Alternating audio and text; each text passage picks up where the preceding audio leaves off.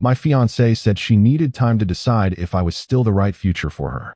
I agreed calmly, sold the shared condo, and reinforced my asset protection plan.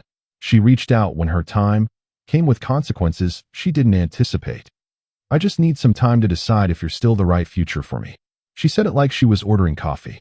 Casual, measured, like she had rehearsed it just enough to sound spontaneous. I remember standing at the kitchen counter, still in my work shirt, a glass of water halfway to my mouth. And I just looked at her, not with hurt, not with anger, with something that felt disturbingly close to clarity. She was sitting at the dining table we'd picked out together 18 months ago at a furniture store in the Arts District. The one she'd insisted on because the finish matched the floors of the condo. The condo I had purchased. The condo where her name appeared on exactly 0 legal documents. I set the glass down. I pulled out a chair across from her and sat. And I said, "Okay." That was it. Just that one word. She blinked. I think she expected something else. A flinch. A negotiation. Maybe tears. What she got was a man who had already, somewhere deep and quiet in the back of his mind, been waiting for this exact moment. Not because I wanted it, but because some part of me had understood for months that this was where we were headed. And that understanding had already moved me 3 steps forward before the conversation even started. Hey viewers, before we move on to the video, please make sure to subscribe to the channel and hit the like button if you want to see more stories like this. I should give you just enough context to understand what I was working with. I'm 34. At the time of this story, I had been with Vanessa for 4 years, engaged for 11 months. We met at a mutual friend's dinner party, fell into something that felt real and fast, and almost too easy, and by year 2, we were living together in the condo I'd bought the year before we got serious. She worked in marketing at a mid-size brand consultancy. I work in financial services. I say that not to brag, but because it matters later. When you spend your professional life structuring other people's financial futures, you tend to develop a certain relationship with protection, with planning, with reading the signals that most people ignore until it's too late. Now, back to that kitchen. "Okay," she repeated. Her voice had a strange lift in it, like the word didn't land where she expected. "Okay," I said again. "That's all you're going to say?" I thought about it for a second. "What would you like me to say?" She pushed her hair back from her face the way she always did when she was frustrated, but trying not to show it. "I don't know. I just thought you'd have more of a reaction." "What kind of reaction were you hoping for?" She looked at the table. "I'm not hoping for any reaction. I'm just telling you how I feel. I'm confused. I need space to think." I nodded slowly. "Okay. How much time do you think you need?" She opened her mouth, closed it again. "I don't know. A few weeks? Maybe a month." I nodded again. "And while you're deciding, where were you planning to stay?" She looked up fast. "Here. I mean, this is my home too." And there it was. The sentence that people say when they want the safety of the thing they're not sure they want. I didn't react to it visibly. I just picked up my glass of water and took a sip. "We can figure out the logistics," I said. She exhaled like I'd just given her permission for something. "I'm not saying it's over. I just need to think clearly without feeling like every conversation has so much weight." "I understand. You're not upset?" I looked at her for a moment. "I'm processing." She nodded. She seemed relieved by that answer. She shouldn't have been. The next morning I got up at 5:47 a.m. like I always do. Made coffee. Sat at my desk in the second bedroom I used as a home office. Opened my laptop and started making a list. Not an emotional list. Not a list of grievances or things I wished were different. A practical list. The kind of list you make when you've already accepted a fact and you're simply organizing your response to it.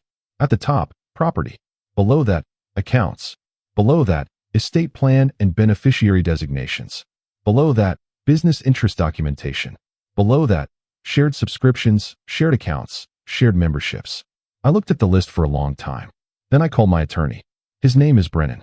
He's the kind of lawyer who answers early calls with the same calm he brings to everything else, like the world is always operating exactly within expected parameters. "Give me the situation in 3 sentences, he said. I gave it to him in 2. He was quiet for exactly 5 seconds. "Okay, come in Thursday." I went in Thursday. Here's what most people don't understand about the word time. When someone says they need time, what they're really asking for is a holding pattern. They want the world to pause. They want everything to stay exactly as it is while they figure out how they feel. They want the option to come back to the same life they left, fully intact, unchanged, waiting for them like a hotel room that's been held on a credit card. They are not. In most cases, anticipating that the other person will treat their request the same way they treat any other significant shift in circumstances. Which is to say, as information, and act accordingly. I am not saying I did what I did out of spite. I want to be clear about that. I did what I did because I had been in enough situations, professionally and personally, to know that when someone introduces uncertainty into a shared structure, you don't stand in the middle of the structure and hope it holds. You assess. You protect. You plan. The condo had been purchased entirely in my name. That part was clean. Vanessa had moved in 16 months after closing, well after the property was established as mine, and she had contributed nothing financially to the mortgage, the down payment, or the maintenance costs. She'd offered once, early on. I declined, not out of arrogance, out of clarity. I've watched too many people blur financial lines in relationships and then spend years in court trying to separate them. I kept things structured. I kept things documented. That turned out to matter. Thursday with Brennan was thorough. We went through every angle. The condo was unambiguous. My asset, my name, no commingling of funds. My investment accounts were separate and pre-relationship. The business interest I held as a minority partner in a small real estate syndicate was structured through an LLC with a clearly dated operating agreement that predated the relationship by 3 years. There were a few small things to tighten. A shared bank account we'd opened for household expenses. Her name on my emergency contact form at my building's management office. A joint credit card we'd opened 7 months ago. Brennan walked me through each one. We drafted a few items. Updated a few beneficiary designations. By the time I left his office at noon, things felt the way they feel after a system backup completes. Orderly. Protected. Ready for whatever came next. Back at home, Vanessa and I existed in a kind of careful parallel for about 10 days. She came and went. She made dinner twice. We watched something on television one night and sat closer together than I expected, and for a moment, it almost felt normal. Almost. But I had already made an appointment with a real estate agent named Victor. Victor specialized in condos in our neighborhood. He'd sold 2 units in my building in the past year. He came by on a Tuesday morning while Vanessa was at work. He walked through the space with the practiced efficiency of someone who has assessed hundreds of rooms and reduced all of them to numbers. Strong market right now, he said, running his hand along the kitchen island. Updated finishes, corner unit, parking included. You could list at 1.1 and see where it lands. I told him I wasn't interested in a protracted process. I wanted a clean transaction with a serious buyer. He looked at me the way people in his business look at sellers who say things like that, with a kind of restrained excitement. I have a couple on my list, he said. Pre-qualified, flexible on close date, looking specifically in this building. Set up a showing, I said. He did. The showing happened on a Thursday afternoon. Vanessa worked late on Thursdays. The couple who came through were exactly what Victor described. Decisive. Qualified. They made an offer on Friday morning. It was strong. Clean contingencies. 60-day close. I reviewed it that evening, forwarded it to Brennan, and by Monday we were in contract. I want to sit with that for a second because I think it's easy to read this and imagine I was some kind of emotionless machine just disassembling a life with no feeling attached. That's not accurate. There were moments during those days that felt like walking through a version of my future that I'd already grieved. I remember standing in the bathroom after the offer came in, hands on the sink, looking at the mirror, thinking about the morning Vanessa and I had chosen the tile together, thinking about the specific way morning light hit the corner window in October, thinking about the fact that I had genuinely loved her, and in some version of myself, probably still did. But love doesn't suspend the laws of how things work, and she had very clearly communicated that she was not certain she wanted a future with me, which meant I had a responsibility to act like a man who was preparing for a future that might not include her. That's what I did. Here is where I need to rewind slightly, because there's something I haven't told you yet, and it reframes everything. About 4 months before this conversation happened, Vanessa and I went through a rough patch. Not dramatic. No screaming. No discovered infidelity. Just a slow accumulation of tension that had started to feel structural rather than situational. She had been spending more time with a group of friends from her old job, a crowd that, from the outside, seemed to function primarily as a mutual validation society. I'd met them. They were fine people individually, but collectively they had a particular energy around relationships, the kind of energy that treats any friction as a symptom of fundamental incompatibility, the kind of energy that asks things like, But are you really happy? In a tone that implies the correct answer is no. I'd noticed the shift in Vanessa after nights out with that group. She'd come home a little more distant, a little more likely to frame ordinary disagreements as patterns. One night she came home and asked me, out of what felt like nowhere, whether I thought we had enough spark. I remember thinking it was a strange question from someone I'd been sleeping next to for 4 years. Define spark, I said. You know what I mean. I genuinely don't. We laugh together. We travel well together. We like the same kind of mornings. Is that not spark? It's not just about compatibility. What is it about? She couldn't quite articulate it. That bothered her, I think. The inability to name the dissatisfaction. When people can't name a thing, they sometimes inflate the feeling of it to compensate. Things were fine for a few weeks after that. Then a month. Then they weren't. And then came the dining room table conversation. So now I'm about 3 weeks post-conversation and 15 days into a real estate contract. And Vanessa doesn't know. We are still, technically, in the same apartment. Still, technically engaged. She still sleeps in the bed we share. She still has her things in the closet. She has said nothing about a timeline for her decision. She has asked how I'm doing twice. Both times I said fine and meant it in a way that probably didn't register as concerning. On a Wednesday night, she made pasta for the two of us and opened a bottle of wine we'd been saving. I've been thinking, she said. About us. About what I want. I waited. I think I've been in my head too much. I think sometimes I let other people's opinions get in the way of what I actually know. I looked at her. Okay. I don't think I actually want space. I think I was scared. I think that's what it was. I took a sip of wine. That's worth knowing. She smiled at me. The smile she gave early in our relationship, before everything got complicated. Can we just start over a little? Like, not from scratch, but just reset the pressure? I kept my voice steady. Vanessa. Yeah. I have to tell you something. She put down her fork. The condo is under contract. The silence that followed was the kind that has texture. Like the air in the room, physically changed density. What? I listed it 3 weeks ago. We're scheduled to close in about 6 weeks. She stared at me. What are you talking about? When you told me you needed time to decide if I was still the right future for you, I took that seriously. That's not what I wasn't asking you to sell our home. It's my home, I said. Not unkindly, but clearly. It's been in my name since before you moved in. You've never contributed to the mortgage. I made a decision about my asset. You made a decision about our life. You already made that decision, I said. When you told me you weren't sure I was your future, that was a decision. I just responded to the information you gave me. She pushed back from the table. This is insane. You can't just sell the apartment while I'm still. Still what, Vanessa? Still deciding? I gave you the space to decide. I decided too. She put her hand over her mouth. And for a moment, I thought she was going to cry. And maybe I would have felt more in that moment if I hadn't spent 3 weeks quietly processing an ending that she apparently thought was still up for negotiation. Where are we supposed to live? I have temporary arrangements made. I'll give you 60 days from the close date to find a new place. I'll cover 1 month's security deposit wherever you land, as a gesture. But this unit will transfer. She looked at me like she didn't recognize my face. You planned all of this. I organized a response to the situation you introduced. That's such a cold way to say it. Maybe, but it's accurate.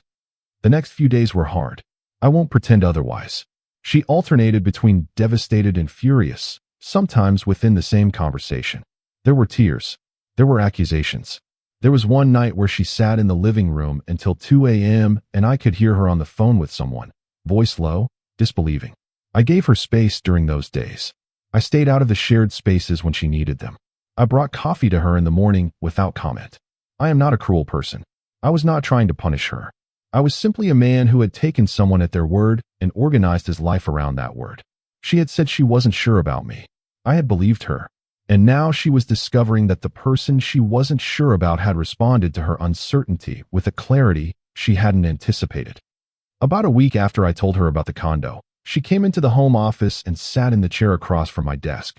Can we actually talk? She said. Of course. Not like transactionally. Like as two people who love each other. I leaned back in my chair. Go ahead. I didn't mean it the way it sounded. The time thing. I wasn't saying I wanted to end us. I was saying I was overwhelmed. I understand that now. Then why did you?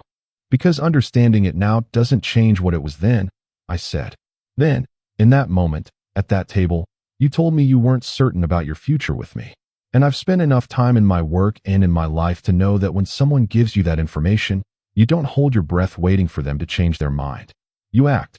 She was quiet. Did you even want to fight for us? That question stayed in the air for a moment. I spent 4 years showing up for us, I said. I spent 4 years building something stable and real and good. And then one night you sat across from me and told me it might not be enough. I don't think the question is whether I want to fight. I think the question is what exactly we'd be fighting for, and whether that fight would lead somewhere neither of us would regret. She looked at the desk. I made a mistake. Maybe you did. Maybe you didn't. Maybe you needed to say what you said to understand something about yourself. I can't know that. But the apartment. The apartment is done. That part isn't reversible. She pressed her fingers to her eyes. Are we done? I took a long breath. I think what we were is done. Whether there's something else to figure out, I honestly don't know. But I can't pretend the last month didn't happen. She moved out 23 days before the closing. Her sister, whose name is Claudette, had a guest room. We helped her move her things on a Saturday morning with the help of a guy from her office named Tobias, who I'd met once at a company event and who now apparently was the person she called when she needed boxes carried downstairs. I want to be honest about how that morning felt. It felt terrible, in the way that final things feel terrible not because they surprise you, but because they confirm what you already knew. I stood in the doorway of what had been our bedroom and watched the room become less hers in increments. The perfume bottles off the dresser, the stack of books from the nightstand, the throw blanket she'd had since college. Each thing leaving took a small weight with it, but not the weight I expected. Not grief, exactly. More like the particular exhaustion of having been right about something you desperately hoped you were wrong about. Closing happened on a Thursday. Clean. Professional. The couple who bought the unit were in their early 30s, expecting their first child, quietly excited in the way people are when they're about to begin something. I shook hands with them in Brennan's conference room and wished them well and meant it.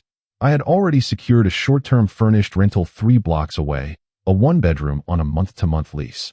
It was smaller than the condo. It had no dining room table, but it was entirely, unambiguously mine. That night, I ordered food, sat on the floor of the mostly bare living room, and watched a documentary about deep-sea exploration that I'd had saved for months. It was the first night in a long time that felt completely still. 6 weeks passed. I heard from Vanessa once, a text about a package that had been delivered to the old address after the new owners had moved in. I handled it. She said thank you. I said sure. That was the extent of contact. I went back to work. Went back to the rhythms I'd had before we were a we. I ran in the mornings. I worked late on Tuesdays because the market opens early and I like the quiet of the office when most people have left. I had dinner with my friend Conrad, who knew broadly what had happened and asked how I was holding up with the kind of directness that actually helps. Strange, I told him, but not bad strange. Did she reach out? Once. About a package. He nodded. You going to be okay? I already am. And I think by then that was mostly true. The message came on a Sunday morning, 9 weeks after the closing. I was at the kitchen counter, same position as that first night, but in a different kitchen. My phone lit up with her name. I looked at it for a moment. Then I opened it. I know I don't really have a right to reach out, but I need to talk to you. A lot has happened and I think I understand some things now that I didn't before. Can we meet? I sat with it. I want to be honest about what I felt in that moment, because I think a lot of people in my position would either feel a surge of hope or a surge of vindication, and I felt something more complicated than either. I felt cautious. Not defensive, not cold, just the kind of careful that comes from having already learned what it costs to be caught off guard. I typed back, I'm free Tuesday evening. She responded within 2 minutes, thank you. We met at a wine bar near her sister's neighborhood. Neutral ground, public enough to be civilized, quiet enough to actually talk. She was already there when I arrived. She looked different, not bad different, settled somehow, like some turbulence had passed and left her in a place that was quieter than before. We ordered. Small talk for about 3 minutes. Then she folded her hands on the table and said, I owe you a real conversation. Okay. Those friends I was spending time with. The work crowd. I started to see what was actually happening there. What was happening? There's a woman in that group. Her name is Petra, and she was going through a divorce. A bad one. And I think I let her perspective become my perspective without realizing it. I started seeing our relationship through the lens of her marriage, and they were nothing alike. I said nothing. She was constantly asking if I was settling, if I was sure, if I felt completely and totally certain. And I started to think, what if I'm not sure enough? What does certain even feel like? And instead of asking you about it, instead of just saying I'm anxious and I don't know why, I said what I said. She paused. I didn't want time to leave you. I wanted time to stop being afraid of something I couldn't even name. I looked at her. I believe you. She seemed surprised by that. You do? I think that's probably exactly what happened. And I think in the moment you said what you said, it was true. You didn't know what you wanted. That's real. But what you said had real consequences. Not because I was punishing you. Because when someone tells me something, I take it at face value and I respond to it. That's how I operate. I know that now. You didn't know it then? She was quiet. I think I thought you'd push back. I thought you'd tell me I was being irrational and we'd argue, and then I'd feel sure again. That's what happened with Petra. That's what her marriage looked like. That's the model I was working from. I exhaled through my nose. I'm not built for that model. I know. I don't fight to prove I'm worth staying for. If you're not sure, I take that seriously. It's not a pride thing. It's just that I think people mean what they say. I meant it when I said it, she said softly. I just didn't know it would change things permanently. That's the part that's hard to sit with, I said. Because uncertainty has a cost. Not as a punishment, just as a reality. We talked for 2.5 hours. She told me about the weeks after she moved into her sister's place. How strange it had felt.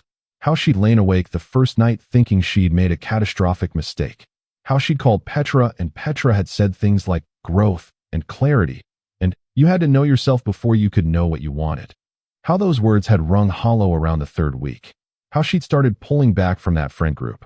How she'd started talking to a therapist, a woman named Dr. Vasquez, who had gently and consistently asked her to examine where her anxieties actually came from and whether they were about me or about herself. It was about me, she said. Almost all of it was about me. I was afraid of how permanent everything felt. The engagement, the condo, the future. I got overwhelmed and I projected it outward. That's a significant thing to realize. It came too late. Maybe. She looked at me. Is there any version of this where we're still possible? And there was the question, the one I'd been holding at arm's length since her first message. I thought about it the way I think about any question that matters. Not quickly, not defensively, just honestly. I don't know, I said. That's not a no. It's not a yes either. It's an honest answer to an honest question. She nodded. Her eyes were bright. Can we just start with talking? Not rushing anything. Not putting the future back on the table. Just reconnecting as two people who used to know each other really well. I thought about that. I can do that. Okay, she said. She exhaled. Okay. I want to be transparent about the next chapter because I think it's important to the full story. We did talk. For several weeks. Dinner twice. A walk through a neighborhood market on a Saturday. One afternoon at a museum she'd been wanting to see for 2 years. It was careful, and it was real, and parts of it were genuinely warm. I liked being around her. I think I'd forgotten how much I liked her when the tension between us wasn't present. She was funny in a quiet way that snuck up on you. She asked good questions. She listened like she meant it, which is rarer than people acknowledge. But something had shifted in me during those weeks alone, and I didn't fully understand it until about the 5th or 6th time we met. We were at a small Italian place, nothing fancy, the kind of restaurant that's been there for 30 years and has no interest in being discovered. She was telling me about a trip she wanted to take, somewhere in Portugal, and her eyes were doing the thing they did when she got genuinely excited. And I was watching her and listening and thinking. And the thought I had was this. I love who she is. And I'm not sure that's the same thing as being right for each other. I don't think I'd separated those two things clearly before. I had spent a lot of time during our relationship confusing love for compatibility, and the two things can coexist, but they're not the same. And sitting there watching her talk about Lisbon, I realized that the version of the future I had built in my mind, the condo, the engagement, the progression toward a shared life, that version was gone. Not because of her. Not entirely. But also because of me. Because the man who'd gone through those weeks alone, who'd sat on a bare floor eating takeout and watching documentaries, who'd had coffee every morning in a quiet kitchen with nothing to negotiate, that man had recalibrated in some way that I didn't think could be fully undone. I told her, on a Thursday evening on a park bench near the water, I've been doing a lot of thinking. She looked at me. I think I needed you to know that I didn't do any of this to hurt you. The condo, the way I handled it, none of it was punishment. I know. But I also think something in me changed while we were apart. And I'm not sure I can go back to where we were heading. She was quiet for a long moment. Are you saying you don't want to try? I'm saying I think we could try. And I think we'd be good at certain things. And I think at some point, Sooner or later, the version of us that was heading toward a real future together. I'm not sure that version is still intact. She looked at the water. A jogger passed. A woman with a small dog. Ordinary Thursday evening. I think part of me knew that, she said finally. I think that's why the call was so hard to make. You made it anyway. I had to know.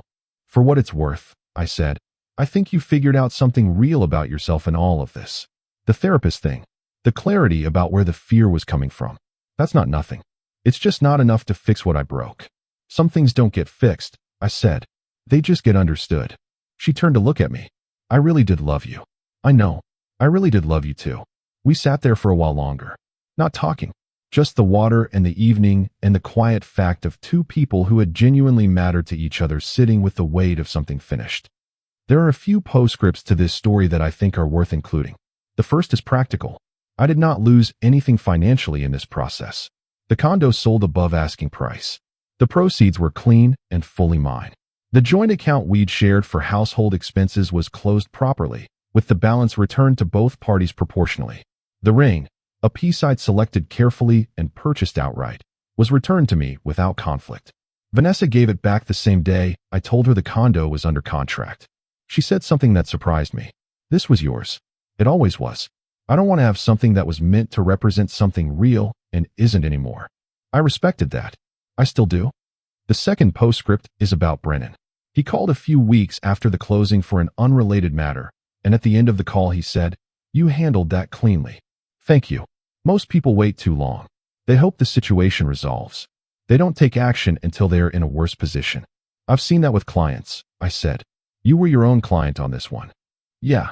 How are you? I thought about it. Better than I expected to be. Good, he said. And that was that.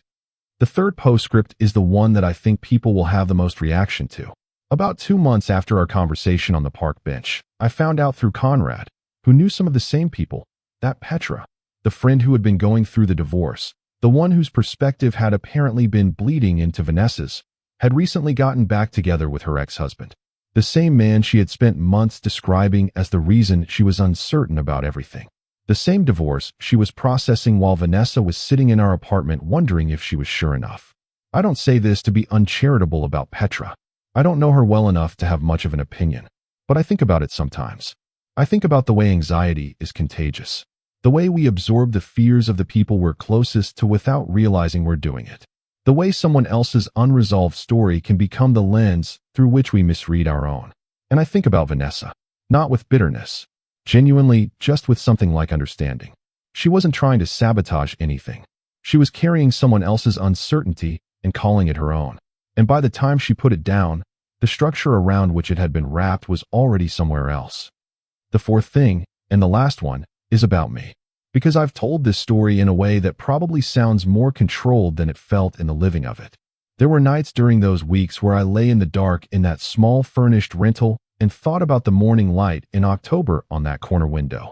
There were mornings where I made coffee for one and stood there longer than necessary, just sort of existing in the quiet of a life that had been rearranged. There were moments when I thought about calling her. Not to reverse anything, just to hear something familiar. I didn't, because I knew what it was. Grief dressed up as hope, and I'd learned to tell the difference. I am not telling this story to make myself look impressive. I'm not telling it as a lesson about financial protection or legal diligence, though those things mattered. I'm telling it because I think there's something real in it about what happens when you actually take someone at their word. When you don't try to negotiate them out of what they've told you. When you accept their truth as data and act accordingly. Most people treat uncertainty from a partner as something to fix, as a problem to solve through reassurance or argument or demonstration. I treated it as information. And information calls for a response, not a debate. She said she needed time to decide if I was the right future. I took that sentence seriously. I arranged my life as though it might be true. And when she came back having sorted through what she felt, she found that the world had continued to turn. That stability isn't the same as waiting. That clarity, once it arrives, sometimes encounters consequences it didn't plan for. Not because anyone wanted it that way, just because that's how time works. It keeps moving, even when you ask it to stop. I'm in a different city now. Work relocated me, which I'll be honest was something I had been considering for a while, and the events of that year made it feel less complicated to say yes to. I have an apartment I own. No dining room table, by choice. I eat at the kitchen counter, There's a coffee spot 3 blocks away where I go most mornings and write in a notebook, not because I'm sentimental about the gesture, but because I find it useful to organize my thoughts before the day starts. I am, by most measures, good. Not in a recovered from something way. In a genuinely landed somewhere that fits way. I don't know what happened with Vanessa after the park bench. I heard through Conrad, once, that she moved to a new neighborhood. I hope she's well. I mean that without qualification. She was a person who got caught in her own fear and made a decision from inside it. So has everyone. What mattered is what happened next. For both of us, something clarified. If I were to name one thing that defined how this whole arc played out, it would be this. The moment she said she needed time, she expected the architecture of our shared life to hold steady while she examined it from a distance. She expected the thing she was uncertain about to wait patiently for her verdict. What she encountered was a man who had heard her uncertainty, believed it, and began, quietly, without drama or announcement, to build a future that could stand on its own without her confirmation. Not out of anger, not out of strategy, just out of a basic commitment to taking people seriously. She needed time to decide if I was her future. I used that time to build one that didn't require her decision. By the time she arrived at her answer, the question had already been answered from a different direction. That's the part she didn't anticipate. And honestly, I'm not sure I fully anticipated it either. But that's the thing about clarity. It doesn't always feel like a choice. Sometimes it just feels like the only honest thing left to do. And you do it. And then you keep moving. Because time doesn't actually pause. Not for uncertainty. Not for fear. Not for anyone. It just keeps going. And either you go with it, or it goes without you.